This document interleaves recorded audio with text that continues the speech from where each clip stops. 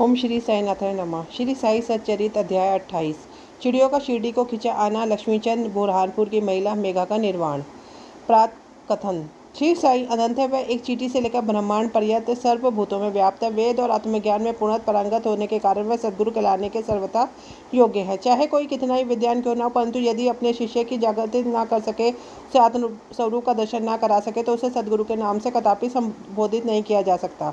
साधारण पिता केवल इस नश्वर शरीर का ही जन्मदाता है, परंतु सद्गुरु तो जन्म और मृत्यु दोनों से ही मुक्ति करा देने वाले हैं। अतः वह अन्य लोगों से अधिक दयावंत है। श्री साई बाबा हमेशा कहा करते थे कि मेरा भक्त चाहे 1000 कोस की दूरी पर ही क्यों न हो, वह शिरडी को ऐसा खींचा चला आता है जैसे धागे से बंधी हुई चिड़िया खींचकर स्वयं ही आ जाती है। इस अध्याय में ऐसी 3 चिड़ियाओं का वर्णन है। पहले फर्स्ट, लाला लक्ष्मीचंद। यह महानुभाव बंबई के श्री वेंकटेश्वर प्रेस में नौकरी करते थे। यह से नौकरी छोड़कर वह रेलवे विभाग में आए और फिर वह Messrs Ralli brothers and company में मुंशी का कार्य करने लगे। उनका सन 1910 में श्री साई बाबा से संपर्क हुआ। बड़े दिन क्रिसमस से लगभग 1 या 2 मास पहले सांता क्लॉज में उन्होंने स्वप्न में एक दाढ़ी वाले वृद्ध को देखा, जो चारों ओर से भक्तों से घिरा हुआ था। कुछ दिनों के पश्चात अपने मित्र श्री दाताश्री मंजूनाथ विजूर के याद दासगणों का कीर्तन सुनने गए। दासगणों का ये नियम था कि वे कीर्तन करते समय श्रोताओं के सम्मुख भी श्री साई बाबा का चित्र रख लिया करते थे। लक्ष्मीकांत को यह चित्र देखकर मान आश्चर्य हुआ, क्योंकि स्वप्न में जो इस वेद के दर्शन हुए थे, उनकी आकृति ठीक उसी चित्र के अनुरूप ही थी। इससे वह निष्कर्ष पर पहुंचे कि स्वप्न में दर्शन देने वाले स्वयं शिरडी के श्री साईनाथ समर्थ के अतिरिक्त कोई और नहीं है। चित्त दर्शन, सासगणों का मधुर कीर्तन और उनके संत तुकाराम पर वचन आदि का कुछ ऐसा प्रभाव उन पर पड़ा कि उन्होंने शिरडी यात्रा का दृढ़ संकल्प कर लिया। भक्तों को चिरकाल से ही ऐसा अनुभव होता आया कि जो सद्गुरु या अन्य किसी आध्यात्मिक ज्ञान की खोज में निकलता है, उसकी ईश्वर सदैव ही कुछ न कुछ सहायता करते हैं। उसी रात्रि को लगभग 8 बजे उनके एक मित्र शंकरराव ने उनका द्वार खटकाया और पूछा कि आप हमारे साथ शिरडी चलने को तैयार हैं। लक्ष्मीचंद के हर्ष का पारावार न रहा और उन्हें तुरंत ही शिरडी चलने का निश्चय किया। एक मारवाड़ी से 15 रुपये उधार लेकर तथा अन्य आवश्यक प्रबंधन कर उन्हें शिरडी को प्रस्थान किया। रेलगाड़ी में उन्होंने अपने मित्र के साथ कुछ देर भजन भी किया। उसी डब्बे में 4 यवन यात्री भी बैठे थे, जो शिरडी के समीप ही अपने अपने घरों को लौट रहे थे। लक्ष्मीचंद ने उन लोगों से श्री साई बाबा के संबंध में कुछ पूछताछ की। तब लोगों ने उन्हें बताया कि श्री साई शिरडी में अनेक वर्षों से निवास कर रहे हैं और वह एक पहुंचे हुए संत है। जब वे कोपरगांव पहुंचे तो बाबा को भेंट देने के लिए कुछ अमृत खरीदने का उन्हें विचार किया। वे वहाँ प्राकृतिक सौंदर्य में दृश्य देखने में कुछ ऐसे तल्लीन हुए कि अमृत खरीदने की सुधि ही ना रही। परंतु जब वह शिरडी के समीप पहुंचे, यकायक उन्हें अमरूद खरीदने की स्मृति हो आई। इसी बीच उन्होंने देखा कि एक वृद्धा टोकरी में अमरूद लिए तांगे के पीछे पीछे दौड़ती चली आ रही है। यह देखा उन्हें तांगा रुकवाया और उनमें से कुछ बढ़िया अमरूद खरीद लिए। तब वह वृद्धा से कहने लगी, कृपया कर शेष अमरूद भी मेरी ओर से बाबा को भेंट कर देना। यह सुनकर तत्क्षण उन्हें भी विचार आया कि मैंने अमरूद खरीदने की जो इच्छा पहले की थी, जिसे मैं भूल गया था, उसी की इस वृद्ध महिला ने पूर्ण स्मृति करा दी। श्री साई बाबा के प्रति उनकी भक्ति देख वह दोनों चकित हुए। लक्ष्मीचंद ने यह सोचकर कि हो सकता है कि स्वप्न में जिस वेद के दर्शन मैंने किए थे, उनकी ये कोई रिश्तेदार हो, वे आगे बढ़े। शिरडी के समीप पहुंचने पर उन्हें दूर से ही मस्जिद में फहराती हुई ध्वजें दिखाई दे लेंगी, जिन्हें देख प्रणाम कर अपने हाथ में पूजन सामग्री लेकर वे मस्जिद पहुंचे और बाबा का यथावती पूजन करके द्रवित हो गए। उनके दर्शन का अत्यंत आनंदित हुआ तथा उनके शीतल चरणों से ऐसे लिपटे जैसे एक मधुमक्खी कमल के मकरंद की सुगंध से मुग्ध होकर उनसे लिपट जाती है। तब बाबा ने उनसे जो कुछ कहा, उसका उन्हें हेमाड़ पढ़ने अपने मूल ग्रंथ में इस प्रकार किया है कि रास्ते में भजन करते और दूसरे आदमी से पूछते, क्या दूसरे से पूछना, सब कुछ अपनी आंखों से देखना। काहे को दूसरे आदमी से पूछना, सपना क्या झूठा है या सच्चा, कर लो अपना विचार आप। मारवाड़ी से उधार लेने की क्या जरूरत थी, कोई क्या मुराद की पूर्ति। यह सब सुनकर उनकी सर्वव्यापकता पर लक्ष्मीचंद को बड़ा अचंभा हुआ। वे बड़े लज्जित हुए। घर से शिरडी तक का मार्ग में जो कुछ हुआ, उनको सब कुछ पता था। इससे विशेष ध्यान देने योग्य बात यह है कि बाबा यह नहीं चाहते थे कि उनके दर्शन के लिए कर्ज लिया जाए या तीर्थ यात्रा में छुट्टी मनाए। सांझा। दोपहर के समय जब लक्ष्मीकांत भोजन को बैठे थे, तो उन्हें एक भक्त ने सांझे का प्रसाद लाकर दिया, जिसे पाकर वे बड़े पसंद हुए। दूसरे दिन वे सांझे की आशा लगाए बैठे, परंतु किसी भक्त ने यह प्रसाद नहीं दिया, जिसके लिए वे अति उत्सुक थे। तीसरे दिन दोपहर की आरती पर बापू साहब जो ने बाबा से पूछा कि नैवेद्य के लिए क्या बनाया जाए, तब बाबा ने उन्हें सांझा लाने को कहा। भक्तगण 2 बड़े बर्तन में सांझा भरकर ले आए। लक्ष्मीचंद को भूख भी अधिक लगी थी, साथ ही उनकी पीठ में दर्द भी था। बाबा ने लक्ष्मीचंद से कहा, हेमाड़पन ने मूल ग्रंथ में इस प्रकार वर्णन किया है, तुमको भूख लगी है, अच्छा हुआ। कल में दर्द भी हो तो लो, अब सांझे क्या ही करो दवा। उन्हें पूर्ण अचंभा हुआ कि मेरे मन के समस्त विचारों को उन्होंने जान लिया है। वस्तुतः वह सर्वज्ञ है। कुदृष्टि। इसी यात्रा में एक बार उनकी चावड़ी का जुलूस देखने की सौभाग्य प्राप्त हुआ। उस दिन वह कब से अधिक पीड़ित थे। उन्हें विचार आया कि इस कफ का कारण शायद किसी की नज़र लगी हो। दूसरे दिन प्रातःकाल जब बाबा मस्जिद को गए तो शामा से कहने लगे, कल जो मुझे कफ से पीड़ा हो रही थी किसी की कुदृष्टि ही है। मुझे ऐसा प्रतीत होता है किसी की नज़र लग गई है, इसलिए मुझे पीड़ा हो रही है। लक्ष्मीचंद के मन में जो विचार उठे वो बाबा ने कह दिए। बाबा की सर्वज्ञता के अनेक प्रमाण तथा भक्तों के प्रति उनका स्नेह देखकर लक्ष्मीचंद बाबा के चरणों में गिर पड़े और कहने लगे कि आपके प्रिय दर्शन से मेरे चित्त को बड़ी प्रसन्नता हुई है। मेरा मन मधुप आपके चरण कमल और भंजों में ही लगा रहे। आपके अतिरिक्त अन्य कोई ईश्वर इसका मुझे ज्ञान नहीं। मुझ पर दया करना, सदा और स्नेह बनाए रखना, अपने चरणों के दीन दास की रक्षा कर उसका कल्याण करना। आपके भयनाशक चरणों का स्पर्श करते हुए मेरा जीवन आनंद से व्यतीत हो जाए, ऐसी मेरी आपसे विनम्र प्रार्थना है। बाबा से आशीर्वाद तथा उदी लेकर वह मित्र के साथ प्रसन्न और संतुष्ट होकर मार्ग में उनकी कीर्ति का गुणगान करते हुए घर वापस लौट आए और सदैव उनके आनंद भक्त बने रहे। शिरडी जाने वालों के हाथ में उनके हार, कपूर और दक्षिणा भेजा करते थे। बुरहानपुर की महिला। अब है दूसरी चिड़िया का वर्णन करेंगे, मतलब भक्त। एक दिन बुरहानपुर में एक महिला ने स्वप्न देखा कि श्री साईं बाबा उनके द्वार पर खड़े भोजन के लिए खिचड़ी मांग रहे हैं।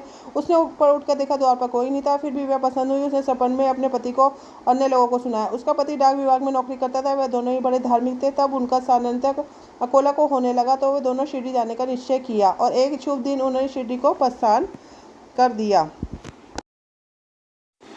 मार्ग में गोमती तीर्थ होकर शिरडी पहुंचे और वहां 2 माह तक ठहरे। प्रतिदिन वे मस्जिद जाते और बाबा का पूजन का आनंद से अपना समय व्यतीत करते थे। यद्यपि दंपति खिचड़ी का नैवेद्य भेंट करने को ही आए थे, परंतु किसी कारणवश 14 दिनों तक ऐसा ही संयोग प्राप्त न हो सका। उनकी स्त्री इस कार्य में अधिक विलंब न करना चाहती थी, इसलिए जब 15 दिन दोपहर के समय में खिचड़ी लेकर मस्जिद में पहुंची तो उन्होंने देखा बाबा अन्य लोगों के साथ भोजन करने बैठ चुके हैं।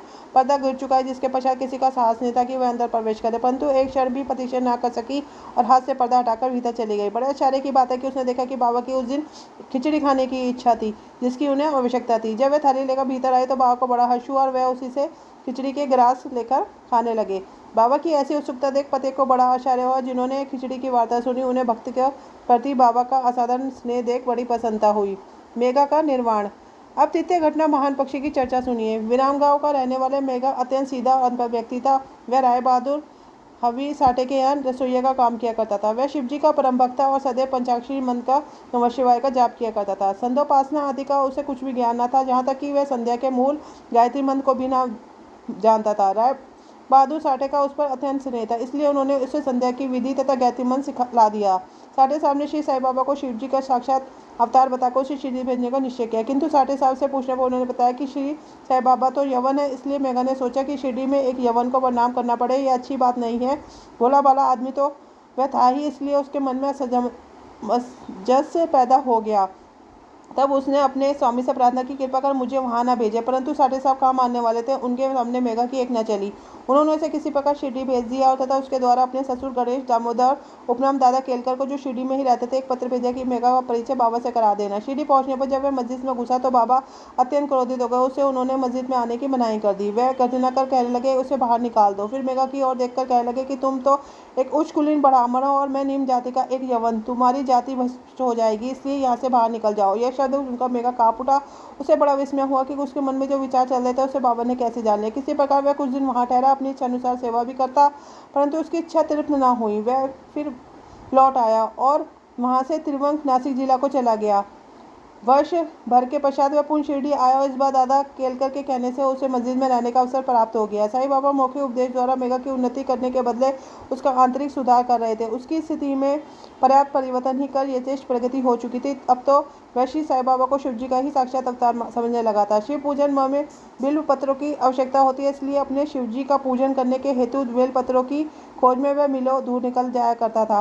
प्रतिदिन उसने ऐसा नियम बना लिया था कि गांव में जितने भी देवालय प्रथम वहां जाकर वह उनका पूजन करता। उसके पश्चात ही वह मस्जिद में बाबा को प्रणाम करता तथा कुछ देर बाद जन सेवा करने के बाद चरणामृत पान करता था। एक बार ऐसा हुआ कि खंडोबा के मंदिर का द्वार बंद था, इस कारण वह बिना पूजन के वहां से लौट आया। जब वह मस्जिद में आया तो बाबा ने उसकी सेवा स्वीकार न की और उसे पुनः वहां जाकर पूजन करने को कहा। उसे बताया कि मंदिर के द्वार खुल गए हैं। मेघा ने जाकर देखा तो सचमुच मंदिर के द्वार खुल गए। जब उसने लौटकर यथाविधि पूजा की तब कहीं बाबा ने उसे अपना पूजन करने की अनुमति दी। गंगा स्नान। एक बार मकर संक्रांति के अवसर पर मेघा ने विचार किया कि बाबा को चंदन का लेप लगाओ तथा गंगा जल से उन्हें नहलाऊं। बाबा ने पहले तो इसके लिए अपनी स्वीकृति न दी, परंतु उसकी लगातार प्रार्थना के बाद उन्होंने किसी प्रकार स्वीकार कर लिया। गोदावरी नदी का पवित्र जल लाने के लिए मेघा को 8 कोस चक्कर लगाना पड़ा। वह जल लेकर लौट आया और दोपहर तक पूर्ण व्यवस्था कर ली। तब उसने बाबा को तैयार होने की सूचना दी। बाबा ने पुनः मेघा को अनुरोध किया, मुझे इस झंझट से दूर ही रहने दो, मैं तो एक फ़कीर हूँ, मुझे गंगा जल से क्या प्रयोजन। परंतु मेघा कुछ सुनता ही नहीं था। मेघा तो यह दृढ़ न धारणा थी कि शिवजी गंगा जल से अधिक पसंद होते, इसलिए ऐसे शुभ पर अपने शिवजी को स्नान कराना हमारा परम कर्तव्य है। अब तो बाबा को सहमत होना ही पड़ा। नीचे उतरकर एक पीढ़े पर बैठ गए तथा अपने मस्तक आगे करते हुए करे, अरे मेघा, कम से कम इतनी कृपा तो करना, मेरे केवल सिर पर ही पानी डालना। सिर शरीर का प्रधान अंग है, उस पर पानी डालना पूरे शरीर पर डालने के सदस्य है। मेघा ने अच्छा अच्छा कहते हुए बर्तन उठाकर सिर पर पानी डालना प्रारंभ किया। ऐसा करने से इतनी प्रसन्नता हुई कि उसने उस सवर में हर हर करने की ध्वनि करते हुए समूचे बर्तन का पानी बाबा के संपूर्ण शरीर पर उड़ेल दिया। फिर पानी का एक बर्तन और रखकर बाबा की ओर निहारने लगा। उसने देखा कि बाबा का तो केवल सिर ही भीगा है और शेष भाग जो का त्यों बिल्कुल सूखा है। यह देख उसे बड़ा आश्चर्य हुआ। त्रिशूल और पिंडी। मेघा बाबा को 2 स्थानों पर स्नान कराया करता था। प्रथम वह बाबा को मस्जिद में स्नान कराता और फिर बाड़े में नाना साहब चंदोर का दौरा प्राप्त करके बड़े चित्र को। इस प्रकार यह क्रम 12 मास तक चलता रहा। बाबा ने उसकी भक्ति तथा विश्वास दृढ़ करने के लिए उसे दर्शन दिए। एक दिन प्रातःकाल मेघा जब अंदर निद्रावस्था में अपनी शैया पर पड़ा हुआ था, तभी उसे उनको दर्शन हुआ। बाबा ने उसे जागृत जानकर अक्षत फेंके और कहा कि मेघा, मुझे त्रिशूल लगाओ। इतना कहकर वह अदृश्य हो गए। उनके शब्द सुनकर उसने त्रिशूल लगाओ, इतना कहकर वे अदृश्य हो गए। उनके शब्द सुनकर उसने उत्सुकता से अपनी आंखें खोली, परंतु देखा कि वहाँ कोई नहीं है, केवल अक्षत ही वहाँ बिखरे पड़े हैं। तब वह उठकर बाबा के पास गया। उन्हें अपना स्वप्न सुनाने के पश्चात उसने उन्हें त्रिशूल लगाने की आज्ञा मांगी। बाबा ने कहा कि क्या तुम्हें मेरे शब्द नहीं सुने कि मुझे त्रिशूल लगाओ? वह कोई सपन नहीं है, वरन मेरी प्रत्यक्ष आज्ञा थी। मेरे शब्द सदैव अर्थपूर्ण होते पोचे नहीं है। मेघा कहने लगा कि आपने दया कर मुझे निद्रा से तो जागृत कर दिया, परंतु सभी द्वार पूर्ववती बंद देकर मैं मूढ़वती भ्रमित हो उठाऊं कहीं स्वप्न तो नहीं देख रहा। बाबा ने कहा कि मुझे प्रवेश करने के लिए किसी विशेष द्वार की आवश्यकता नहीं है, ना कोई मेरा रूप है, ना कोई अंत है। मैं सदैव सर्वभूतों में व्याप्त हूँ। जो मुझ पर विश्वास कर सतत मेरा ही चिंतन करता है, उसके सब कार्य कर देता हूँ, अतः मैं उसे शेष गति देता हूँ। मेघा बाड़े को लौटाया और बाबा के चित्र करके सभी की दीवार पर एक लाल त्रिशूल खींच दिया। दूसरे दिन एक रामदासी भक्त पुणे से आया। उसने बाबा को प्रणाम कर शंकर की एक पिंडी भेंट की। उसी समय मेघा भी वहाँ था। तब बाबा उनसे कहने लगे, देखो शंकर भोले आ गए हैं, अब उन्हें संभालो। मेघा ने पिंडी पर त्रिशूल लगा देखा तो उसे महान विस्मय हुआ। वह बाड़े में आया। इस समय काका साहब ऋषि स्नान के पश्चात सिर पर तौलिया डालकर साई नाम का जाप कर रहे थे। तभी उन्होंने ध्यान में जिससे उन्हें कौतूहल सा हो रहा था, उन्होंने सामने मेघा को आते देखा। मेघा ने बाबा द्वारा प्रदत्त वह पिंडी काका साहब दीक्षित को दिखाई। पिंडी ठीक वैसे ही थी जैसा कि उन्होंने कुछ घड़ी पूर्व ध्यान में देखी थी। कुछ दिनों में जब त्रिशूल का खींचना पूर्ण हो गया तो बाबा ने बड़े चित्र के पास, जिसका मेघा नित्य पूजन करा करता था, ही उस जगह पिंडी की स्थापना कर दी। मेघा को शिव पूजन से बड़ा प्रेम था।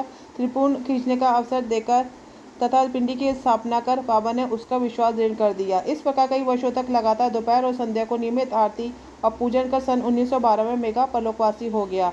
बाबा ने उसके मृत शरीर पर अपना हाथ फेरते हुए कहा कि यह मेरा सच्चा भक्त था। फिर बाबा ने अपने ही खर्च से उसका मृत्यु भोज ब्राह्मणों को दिए जाने की आज्ञा दी, जिसका पालन काका साहब दीक्षित ने किया। इसी के साथ साई चरित 28 अध्याय 28 पूर्ण होता है।